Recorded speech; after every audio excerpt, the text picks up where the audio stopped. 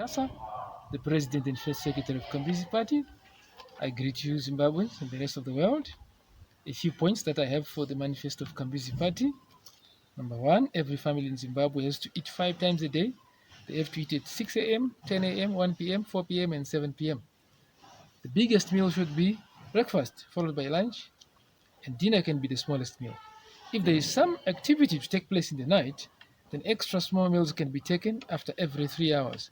People must sleep 3 hours after eating, as the food will be already digested and so will add to the body's health. Traditional methods of cooking are better than conventional methods of cooking.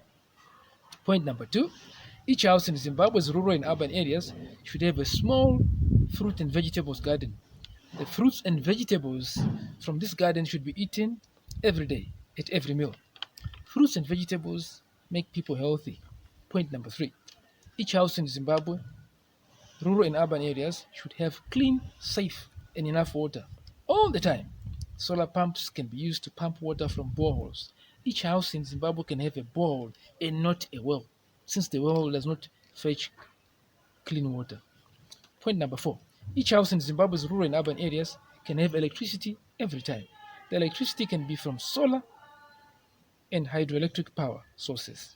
Solar panel farms should be put everywhere in Zimbabwe in order to make electricity. Point number five, each family in Zimbabwe in the rural areas can be helped by the Zimbabwean government to have 2 traditional cows for milk and 2 traditional cows for plowing. Point number 6, each household in the Zimbabwean rural areas, each sabuku, village head, sub-chief, chief, and paramount chief should have their own GMB or storage buildings to keep the harvest. This will enable them to keep the harvest until the GMB or other buyers are ready to give them a good price and to pay them when they deliver the harvest. Point number 7, the farmers in Zimbabwe should plant more of munga, nyeve, rapoko, and zuyuyo.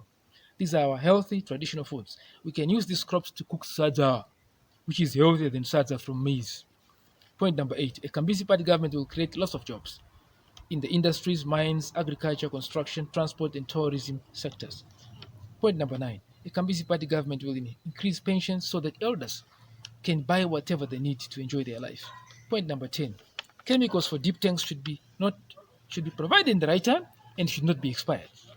The government should provide water for the deep tanks. Point number 11, schools in the rural and urban areas should charge only $5 per term or 4 months. All schools should have enough computers. Solar power should be there and enough teachers and general workers. The teachers should be paid enough money. Food should be provided at school in the morning and afternoon. Point number 12, clinics, hospitals, and referral hospitals should be clean. Should have enough nurses, doctors, and general hand workers. We shouldn't hear of snakes being found at hospitals like what we're hearing now. It's because they keep sadza in the pots in the night. And sadza attracts gonzos, magonzos, rats, they attract snakes. All people working in clinics, hospitals, and referral hospitals should be paid well. Traditional medicines should also be available in these places. Point number 13, new bigger police holding cells and maximum security prisons should be built throughout Zimbabwe. The cells and prison halls should have bigger windows. More prisons have to be built to reduce congestions in the prisons. Point number 14, all people in Zimbabwe should have cheap and easy access to justice. Every village, cell, branch, and ward should have a magistrate court. Roads in the rural areas should be graded once every 3 months. Thank you very much.